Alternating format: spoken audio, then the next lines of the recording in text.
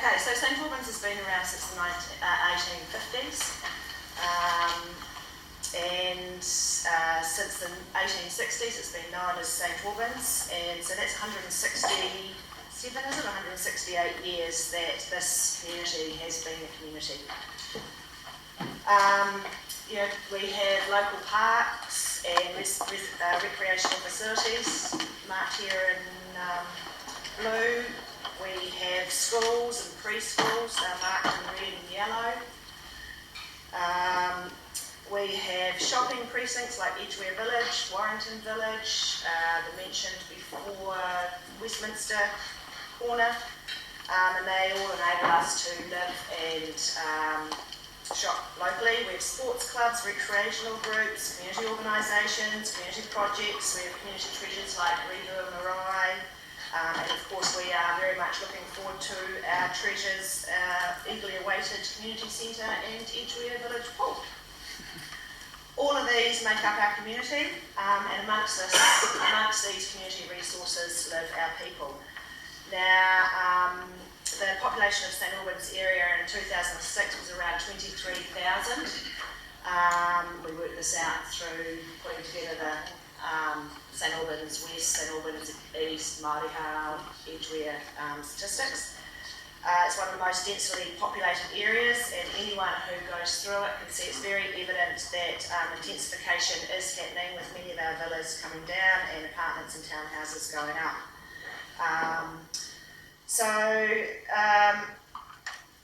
We're here today submitting on the Northern Arterial and the DEMP. Axel's presented the alternative plan, which Sarah thoroughly supports and would like to see the community board support and put forward the experience occurred, and it started in 1966 when 366 residents received notices notifying that their properties were required for a 6-lane motorway. They sat for 14 years hearing nothing, and that sort of continued until 1994 when the Transit New Zealand uplifted the plan and the council scrapped it.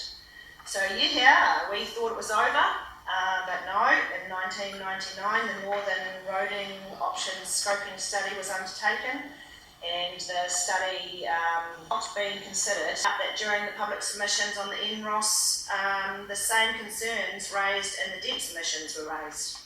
21 years of consultation, and these concerns still haven't been dealt with.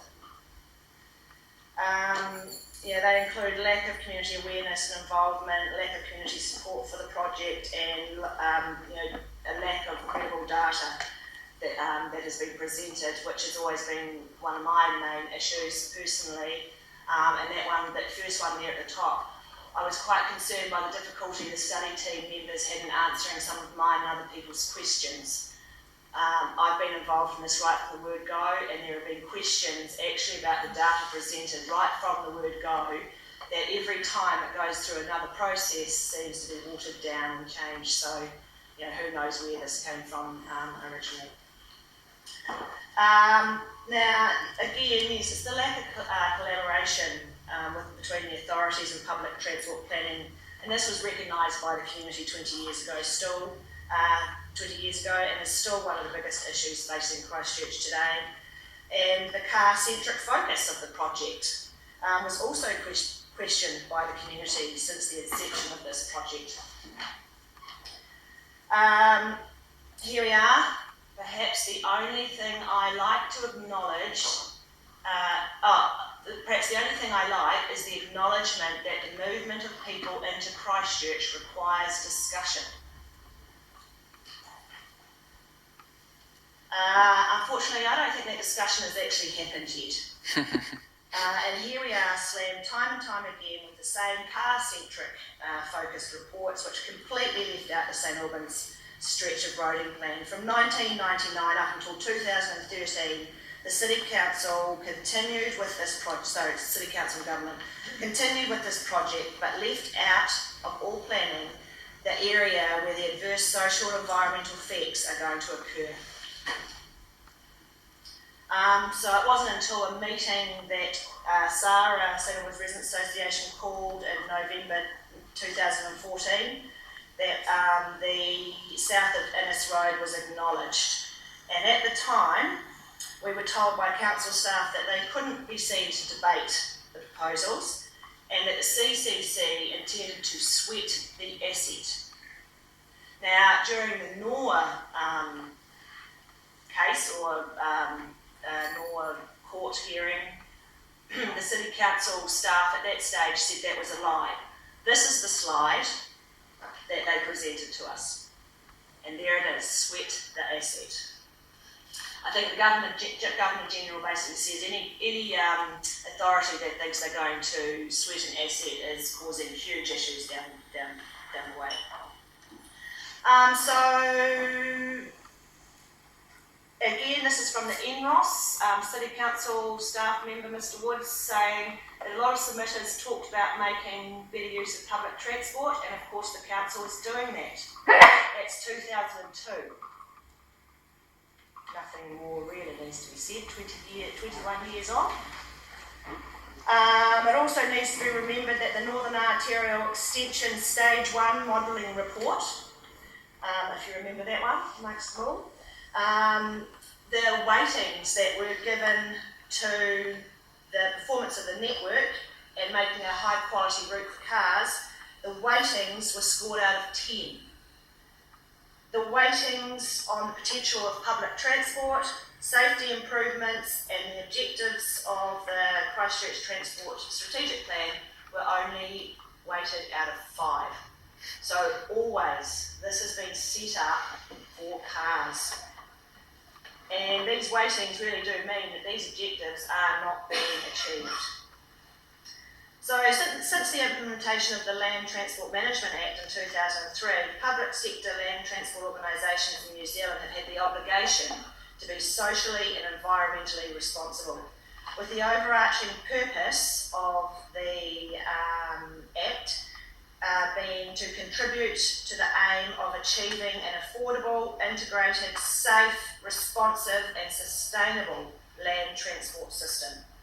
Does the DEMP fulfil this? Does the DEMP fulfil the CCC's social obligations to the residents? 20 years ago? No. With what we're facing today? Definitely not. This road will sever our community and break down community cohesion. Break down the St Albans, the community cohesion that St Albans has been developing for 167 years. Not only does this project sever our identified community, it degrades the lives of local residents socially and environmentally, and it decreases residents' levels of safety. All this information has been covered very well in Dr. Jenny Mendel's submission, that we were lucky enough to have. She actually happened to be staying next door. So we had quite a discussion with Jenny, and I would really recommend that you spend some time reading her submission. She is a professional in that area, not me.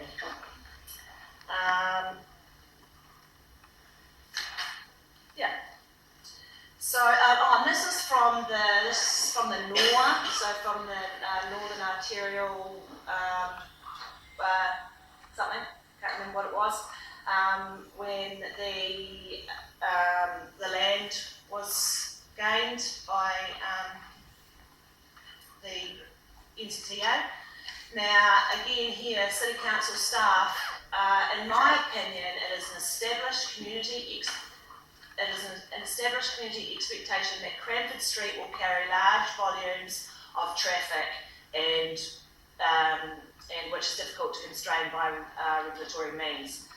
Over the years, St Albans Residents Association has actually gone out and we have gained evidence from our research. We have surveyed our community and sitting there in our strategy, safer roads and footpaths, making sharing the roads with cars safer and easier. So under no circumstances do we sit here and say that we've always expected to carry these more cars. That is not correct. We do not, and we never have, and we never will. Emma, I'm sorry to interrupt you, just let me know there's 5 left if you want me to ask questions. Okay. So basically we're sitting here saying plan, it's not the whole Northern Arterial, it is just the extension part. We're saying put a halt on until you have it sorted out downstream. Managing that downstream effects, maybe just stopping it until you have public transport right. So, and the community backs the alternative plan. There is no rush. It's been 21 years in the planning. Don't rush it now.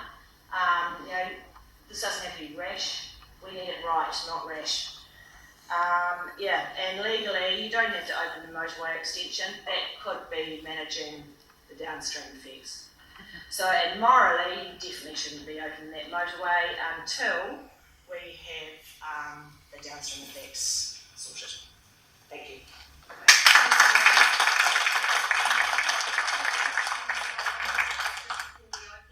Firstly, you mentioned data that's been watered down and changed. I'd ask you to email me that, please. That's concerning to hear. Sorry, what was that? You mentioned data that's been watered down and changed. Oh, I couldn't email you that. It's been going on for years.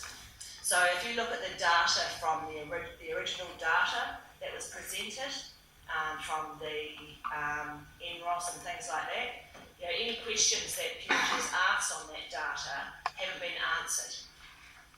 Okay, I'd really like some specifics on that though, because that's concerning to hear. So, okay. But we'll work with you to try and show you that stuff. It's all basically what that is that even from the start there were questions about the fidelity of that data.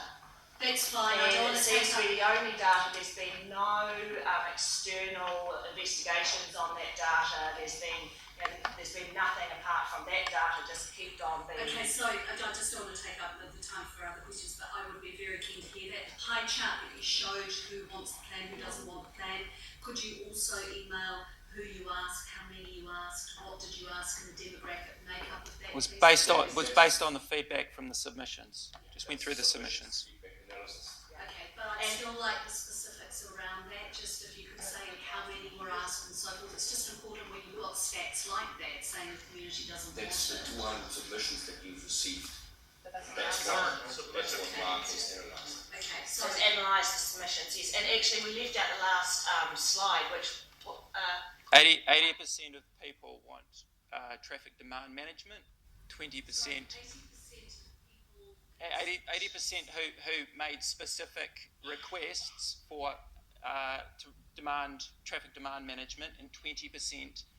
Of all the people who made specific requests regarding traffic demand management or car mitigation, 20% said car mitigation, 80% said traffic. Establishes those stats and what they relate to. Yeah. So instead of hearing 45% of the community don't want the plan, what we are hearing, if I'm correct, is 45% of the people who submitted don't want the plan. Is that correct? I just want to clarify that.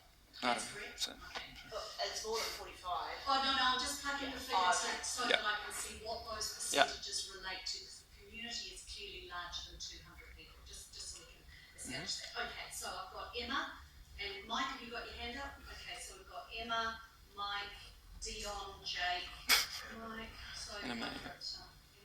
Just further on those stats we're talking about, the submission didn't actually ask the question, do you support or do you not support, it only asked people's comments. So I'm just kind of wary of how you've managed to get those stats when people were only commenting. And if they liked part of the plan, they might not have commented on it. Mm-hmm. But that There was a large sector that said other, essentially, where people didn't support, either say they supported a plan or not. Well, sure. I mean, obviously the council's going to do their analysis as well. That's what we're going to. You said that central city parking that hinges on being able to do it around the malls and things as well, given that malls are privately owned. No. Around the malls, not in the malls, around the malls, on the public routes. We're running out of time. How effective will that be for people who want parking and massive more car parks? What is happening all through the malls, violating all resource consent conditions, is that the mall management asks the shopkeepers to instruct their staff to park in the streets surrounding the mall so that the number of car parks available within the mall is maximized for shoppers. The moment you push staff back into the mall, you might actually start seeing that mall management starts working on things like travel demand management. And that's exactly what we would need to see. So you're talking about more workers primarily, right? Yes. Yes. Okay, now we're at time, but I appreciate that this is, well, they're all important submissions, but it's just a shame we didn't get more time at the end of the presentation to ask the questions. What I'm going to ask the members is, if we take the morning tea time down to 5 minutes from 20, I would really like to be able to offer you more time to ask questions. Are we in agreement with that? I don't think we need more than 5 minutes, do we, Kat? Thank you. Just a couple of questions. Would you consider congestion levy appropriate to work to obviously reduce some of that cars coming onto the infrastructure? That would, without a doubt, be the most effective and direct tool to use. And the reason that we did not include that in our proposal is that the Prime Minister went on record about three-quarters of a year ago, ruling any further direct pricing mechanisms out as a tool after they received so much heat over the regional fuel surcharge tax. So if central government did a turnaround on that, that would definitely be the tool to use, absolutely. In the bus lanes, would you envision it to be 24/7 or peak time only? 24/7 for the reason, in bus lanes only for the reason that that gives you the ability to actually stop the bus even on the motorway without having to do any further physical works where you want to be create an interchange with crossing bus routes where you are next to dense housing or whatever it is. Gives you absolute maximum flexibility if the bus route doesn't have to share with any other traffic if it's permanent. So if you look at Franklin Street, what are your thoughts there for the bus lane and obviously sharing with bikes? Because you wouldn't have anywhere else for this. Well, if you were to ask me of my opinion, what's being built on Cranford Street, it's the biggest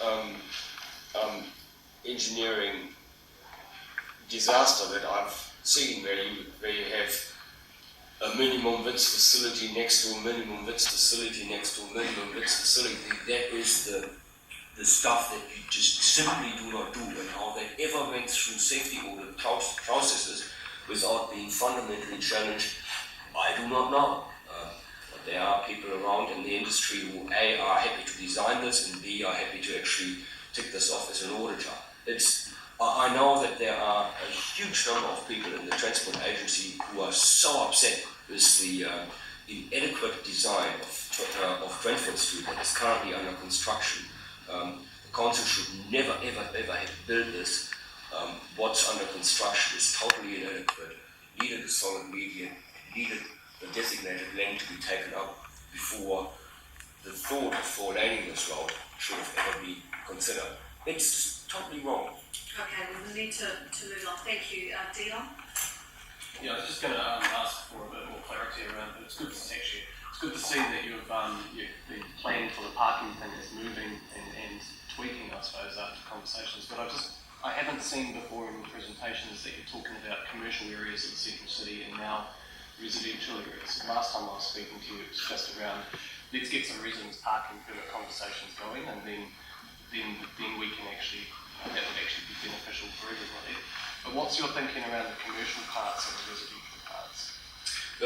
The thinking is that as an organisation you might be a little bit more game to implement something in commercial areas, and there are commercial areas within the central city of course, then to upset residents who certainly so close to October, I suppose.